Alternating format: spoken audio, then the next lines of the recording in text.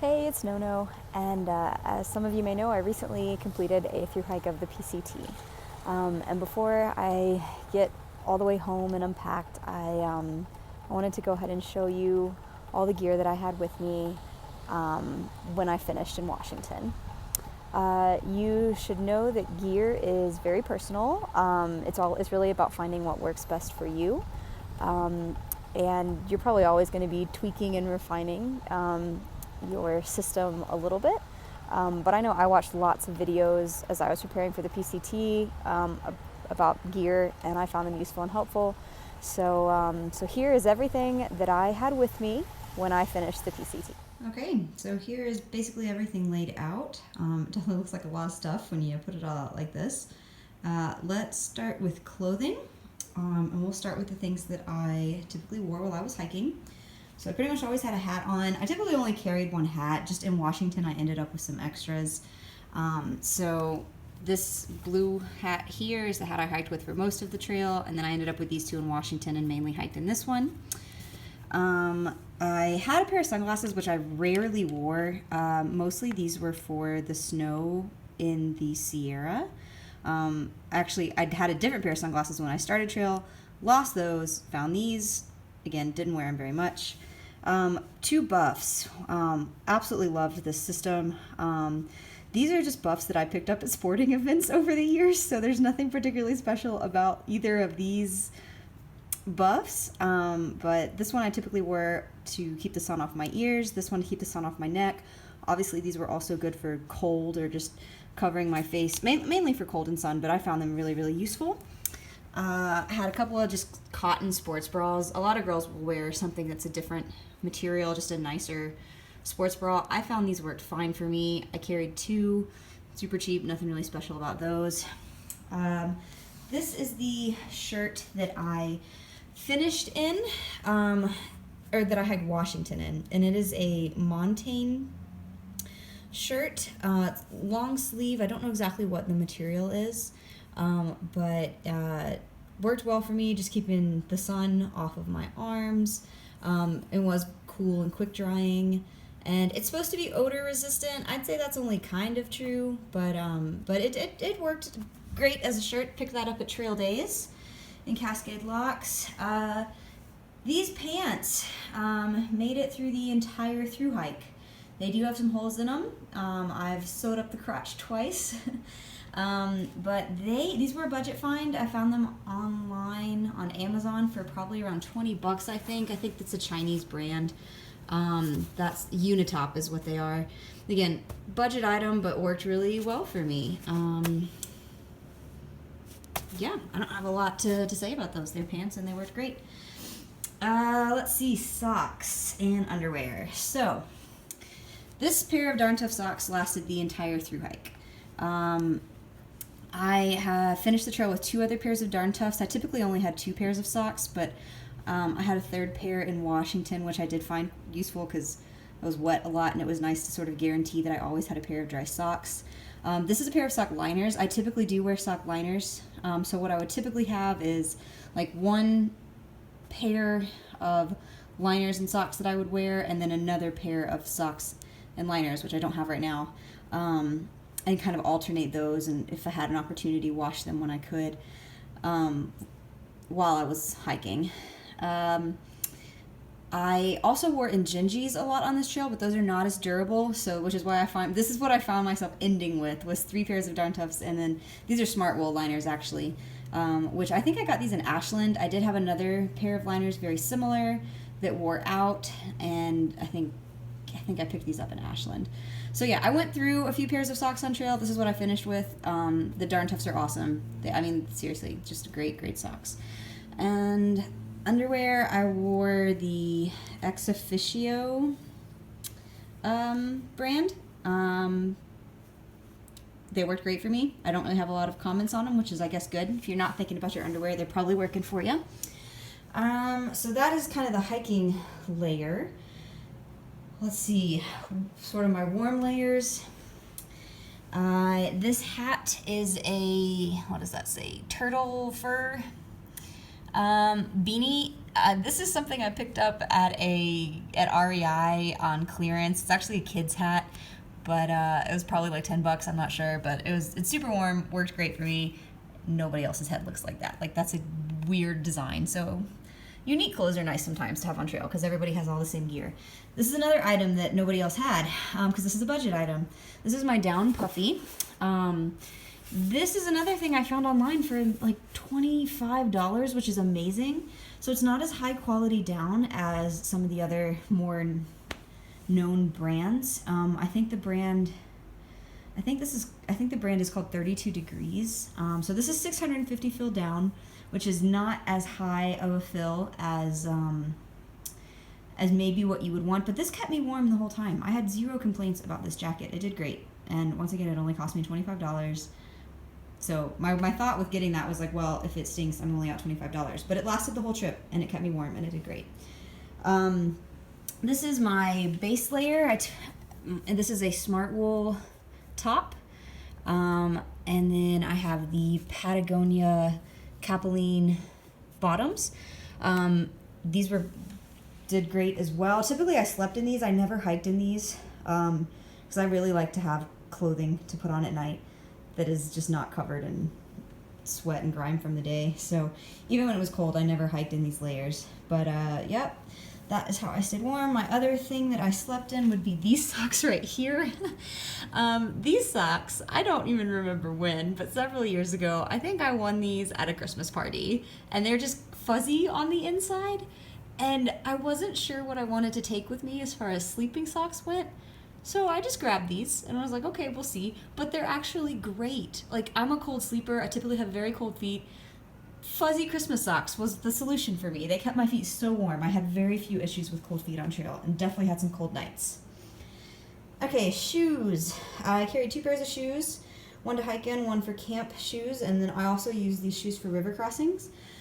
This pair of sandals here did the entire through hike with me. They are little kid Tevas, little girl Tevas, that I found on clearance at REI. And I have small feet, so I can buy the kid sizes. This is technically actually too big for me, but this is the size that they had. So these did great. They work great as camp shoes. I also crossed several rivers in them because I really hate wet socks and shoes and feet. So yeah, good for those. I walked in the Ultra Lone Peak 3.5. You'll see lots of people with these shoes on trail. So those worked for me. All right, so that about covers it for clothing items, except my rain gear, which is up here. I carried frog togs. This pair of frog togs also made it the entire trail. I have the rain pants here, and this is the top with a hood. Frog togs are cheap, which is great. They are waterproof, which is also great. They are not very durable, so I really did have to be kind of careful with these, and they still did get scuffed up. Mostly I wore them when I was doing my laundry. For most of trail, that was their most useful time. I did wear them in Washington when it was all rainy and cold a lot, and it was great to have them for that. They do work as an extra layer of warmth and wind protection as well. So they're cheap, they're not durable, but if you can be nice to them, they at least worked for me. Okay, let's move on to sleep system. So this is actually a Sea to Summit silk liner. I didn't start the trail with this. I picked it up from another hiker who wasn't using it. I only used it sometimes, but again, I've mentioned I really am kind of a cold sleeper, so I was happy to have an extra layer. And then when it was really hot in Northern California, I actually appreciated just having this. That was just sort of a layer I could either slip in or throw over me just to be covered, but that didn't add a lot of warmth because it was too hot for that. So didn't use it all the time, but I was grateful for it on several occasions. This is my sleeping pad. I carried the Xped Cinmat Hyperlight, and this is for medium wide. I'm not a big person, but I really like my space when I sleep, so I found that I was pretty happy with a wider mat. It just allows me to kind of stretch out my legs or my arms. I carried a quilt instead of a sleeping bag, and this is the Enlightened Equipment 10 Degree Revelation quilt, and these are the straps that come with it. I rarely use the straps, only on a few occasions, but I did carry them just in case. And on the nights when it was really, really cold, there were just a few nights and it was useful to have those straps, and they strap around the pad, and so you can more tightly affix that quilt to your body and cinch it around you. Most of the time I slept with it open, but yeah, on the really, really cold nights, it's nice to cinch it. In general, I was really, really happy with that quilt. All right, let's see. This is my shelter. I had the Big Agnes Fly Creek 2-person tent. And so I've got the tent here. This is the footprint, the stakes, and the poles. Mixed feelings about this tent. It did last the entire through hike. The zippers are really not in great shape. You can tell that I've put some wear on the stuff sacks here. So it worked. It's a 2-person tent, and it was good for me as 1 person. I think it would be a bit uncomfortable to live for a long time with another person in that tent, but it is a 2-person, which is nice. But yeah, that's what I carried. Mixed reviews on that tent, but it did last the entire through hike and kept me warm and dry. Electronics. So I carried, this is the Anker backup battery charger. It's 10,000 milliamps, pretty sure. And then the cord that goes with that. This is just the charger for my iPhone. And then I had 2 pairs of headphones because I had a pair die on me and didn't care for that, and so then I ended up acquiring 2 and thought, well, I'll just keep that as a backup. And the only other electronic that's not here is my iPhone SE, which I am currently using to record. This did a great job, by the way. I never had any issues with this backup battery. Let's look at my cook kit here. This is just a stuff sack that I used as my food bag. It's an outdoor research stuff sack. Nothing particularly special about it. It's just a bag that I think I found on sale and was like, that'll work, I need a bag. All right, let's see here. So I carried the Toaks 750 milliliter pot, as well, and my stove was the BRS stove. Both of these items lasted the entire through hike.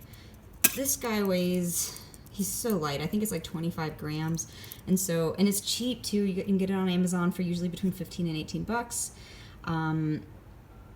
Yeah, this was, like I said, this lasted the entire time. Great system for me. Mini Bic lighter also lasted the entire through hike. And this is my spoon. This is the Toaks long-handled spoon. I actually started with a foldable spoon, still by Toaks, because I liked that it would fit in my pot, but I found this in a hiker box and switched them out, because this actually I did find to be more useful. It's just easier to get into the bags or the pot or whatever you're eating out of. Like, having that long handle is nice. And I started, my other spoon was actually a spork, but I found that you really don't need the spork. Like, this is for me at least, this is the way to go. It covers all my eating needs. This is just an empty peanut butter jar that I had with me at the end of trail, with the idea of cold soaking if I needed to, but honestly, I pretty much never did that. I'm more of a fan of hot meals, so this is just in my bag, so I thought I'd show you it was there, and that's why it was there, but unnecessary for me. I really should have just tossed that a while ago. Let's see, a few other items here. This is a head net. I carried this with me the entire trail as well, because it's just incredibly light. I mainly only used it in the Sierra, I think, when the mosquitoes were really bad, and at that point I was incredibly grateful to have it. And then, yeah, and I think I just kind of carried it the rest of trail. So this is a towel. Many people would consider this a bit of a luxury item because this is a full-sized, like, microfiber towel. So what's great about this for me is that sometimes you could take a shower, but you don't necessarily have access to a towel.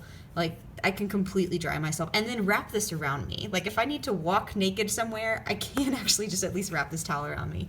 So, probably you could get by without this. I was grateful to have it. I also used it on a few occasions to, if for some reason the bottom of my tent or anything got wet, I had a way to dry it, and I appreciate having that. So it's a bit of a luxury item, but it worked well for me.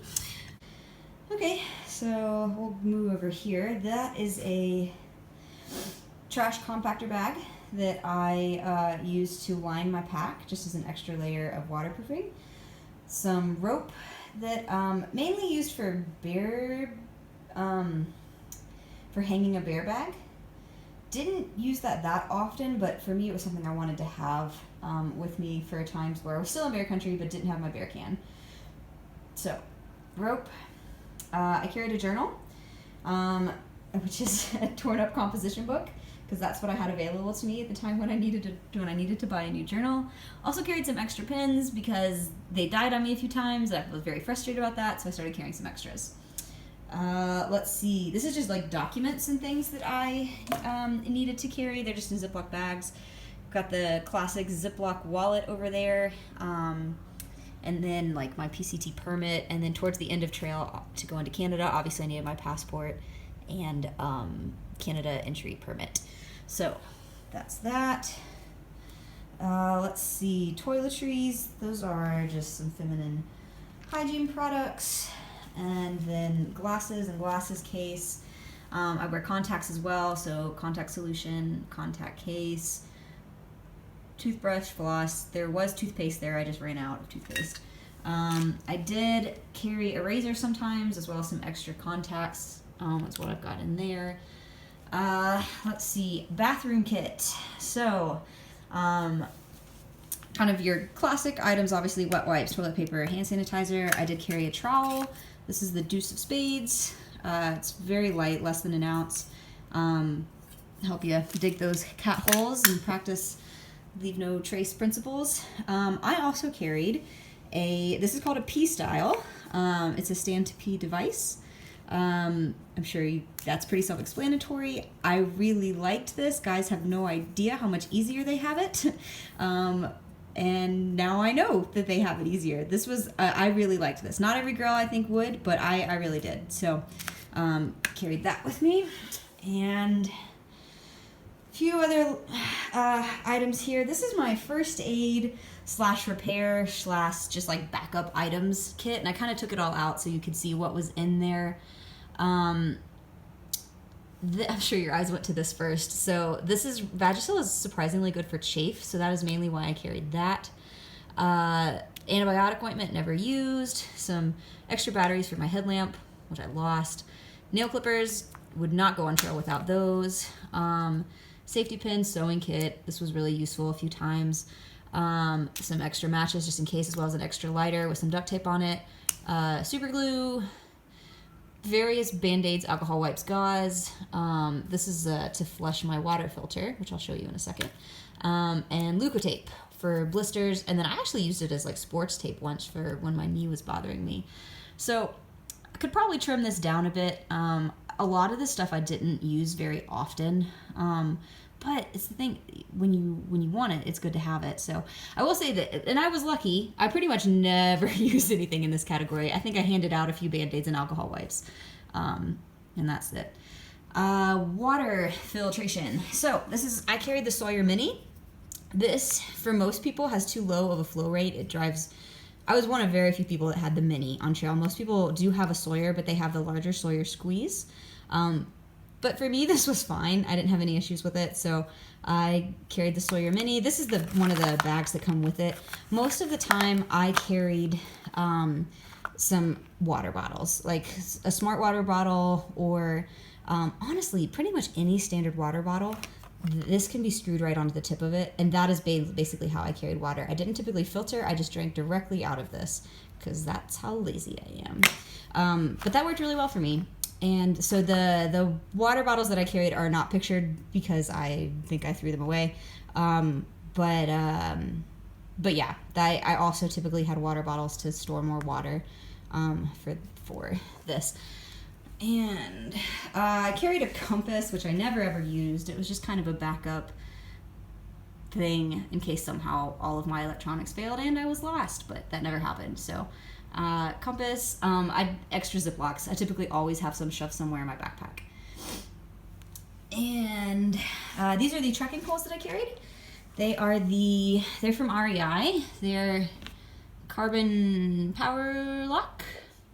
One of them I picked up at an REI garage sale, and then I only carried the one for most of the desert, and then I found it's one that matched it in a hiker box in Kennedy Meadows. So I picked that up and thought, great. And they worked for me for what I needed. This is what I typically called my lounge pad, as opposed to a sit pad because it's a bit longer. It's about half of the size of a normal full-length Z-Lite Thermarest. I picked this up in a hiker box. Wasn't sure I would use it. Absolutely loved it. It was such a great thing to have to just throw down whenever I wanted to have a dry place to sit. So call that my lounge pad. And lastly, I think it's just my pack.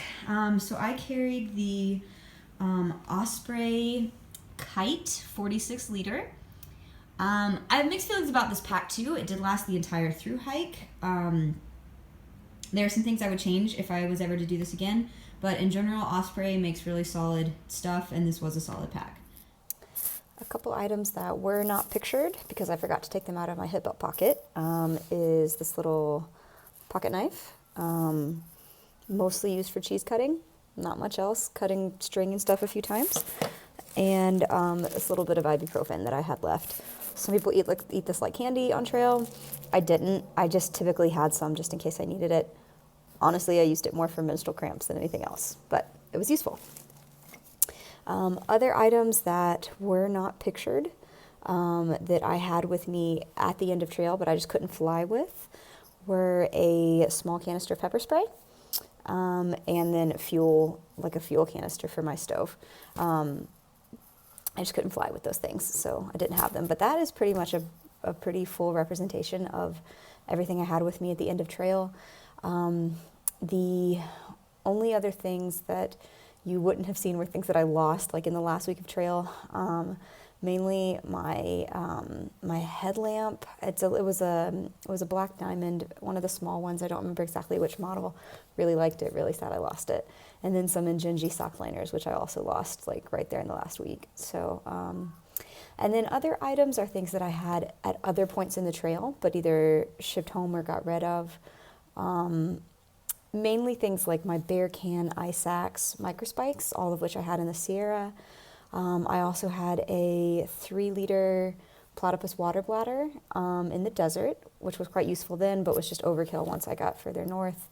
But yeah, that's pretty much it. So there you have it. That is everything that I had with me when I finished the PCT. If you have any questions, feel free to leave them in the comments below. Also, I may do more detailed reviews of some of those items, so if there's something in particular you would like to know more about, also feel free to leave me a comment about that. I hope this was helpful, and thanks for watching.